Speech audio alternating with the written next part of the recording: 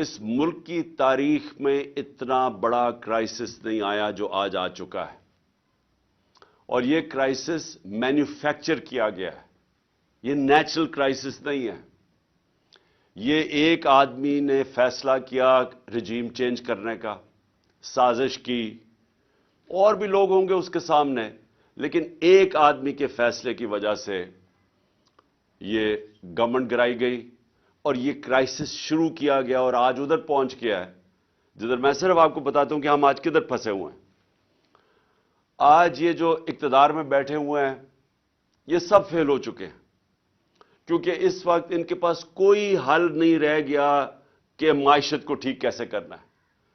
سب نے امید لگائی ہوئی ہے کہ کسی طرح کہیں سعودی عربیہ سے پیسے مل جائیں، یا ہمیں کوئی چائنا پیسے دے دے، یا ہم سیلاب کو بیچیں اور کسی طرح سیلاب سے پیسہ لے لیں۔ سارے بھاگے گئے کلائمیٹ چینج کی کانفرنس جنیوا میں، اور کوشش سب نے کی کہ کسی طرح وہ ہم کہیں جی ہم کلائمیٹ میں متاثر ہیں، آپ پیسے دے دیں۔ کوئی پیسے دینے کے لیے تیار نہیں ہے۔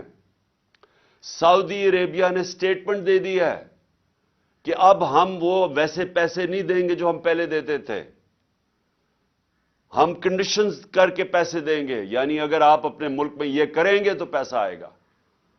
تو سارے جتنے 8 مہینے میں دنیا کے چکر لگا لیے ہیں، کبھی اتنے میں نے 3.5 سال میں اتنے دورے نہیں کیے جتنے شہباز شریف نے یہ 8-9 مہینے میں کر لیے ہیں۔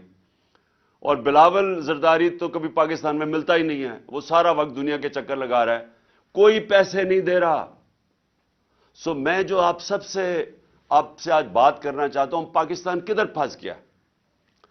ہم ان لوگوں کے ہاتھ میں پھنس گئے ہیں جو 30 سال سے پاکستان میں اقتدار میں ہیں، اور ان کے 30 سالوں کے اقتدار میں پہلے ہندوستان آگے گیا پاکستان سے، پھر بنگلہ دیش آگے نکل گیا پاکستان سے۔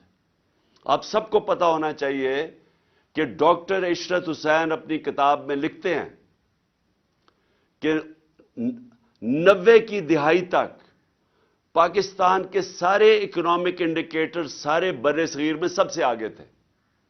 جب سے یہ 2 خاندان آئے